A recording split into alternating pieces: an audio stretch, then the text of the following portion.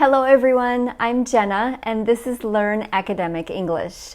On this channel, I teach intermediate and advanced lessons for English learners who want to take their English to a higher level, especially for school and work.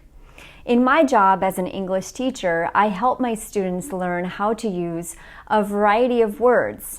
This helps them to not only grow their vocabulary, but also to understand more and to speak and write more accurately. One of the words that we come across a lot is the word factor. Now, this is because in many school and work situations, we have to talk about cause and effect. What are the reasons or the causes of something? And we can use the word factor in those situations. But we have to be careful because factor is not an exact synonym for cause and reason, especially because the grammar is a little bit different. So in today's lesson, I'll teach you exactly what the word factor means and how to use it in a sentence correctly. This is especially useful if you need to write for school or work situations, and if you are taking some kind of English exam, like the TOEFL, the Cambridge, or the IELTS. Before we get into that, I'd like to mention that I offer memberships here on my YouTube channel. You can click the join button, and that means that you will get some kind of lesson from me every week. And I offer live online classes that I teach every week. If you would like to join my live classes, click the link in the description box below, or let me know in the comments if you have any questions. Okay, so let's get into the word factor. Now, when I looked up the word factor in the Longman Dictionary, it showed me that it is one of the 3,000 most common words in English. And it is especially common in writing, less so in speaking. Because it's such a common word in writing, you will encounter it a lot in school and work and in the news as well. The word factor is a slightly more advanced way to say reason or cause. But just like any other word in English, you have to learn how to use the word. What are the collocations? What are the words that are used together? How do you use it grammatically in a sentence? And so on. So first, what exactly does the word factor mean? The definition is one of many things that causes or influences a situation. For example, the vaccination program has been a major factor in recent health improvements. What does that mean? That means that the vaccination program has caused some situation. What is the situation? The vaccination program has caused improvements in health recently. Remember that the word factor is used to describe one of many reasons that influence or cause a situation. So in this sentence, the vaccination program has been a major factor in recent health improvements. It sounds like there were more than one reason, but this one, the vaccination program, was perhaps the biggest or most important reason. That's why we use the word major, a major factor, a big reason. Now, what if we wanted to replace the word factor with reason or cause? This is where a lot of English learners can get into trouble because the collocations for factor, reason, and cause are all different, okay? So we say a factor in something. We say a reason for something and a cause of something.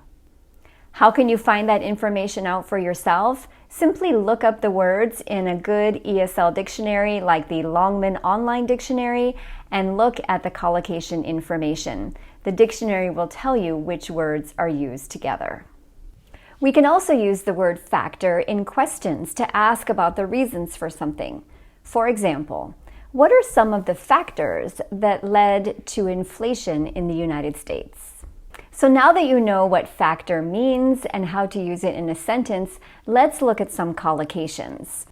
With the word factor, we often use the words important, crucial, critical, major, key.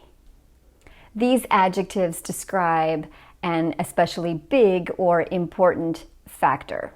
And isn't teamwork a key factor in friendship? Well, you're forgetting one key factor here, Summer. We can also use the words the deciding factor or the determining factor to talk about the factor that helped you to make a decision. Money's going to be the deciding factor in all this. Say the weather was the determining factor, wouldn't you? For example, the price was the deciding factor in our decision to buy this house.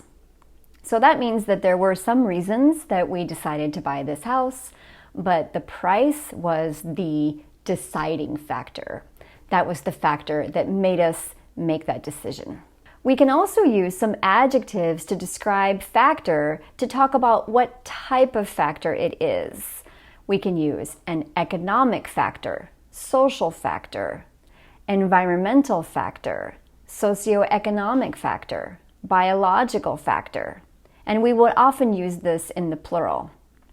For example, the rise in crime is mainly due to social and economic factors.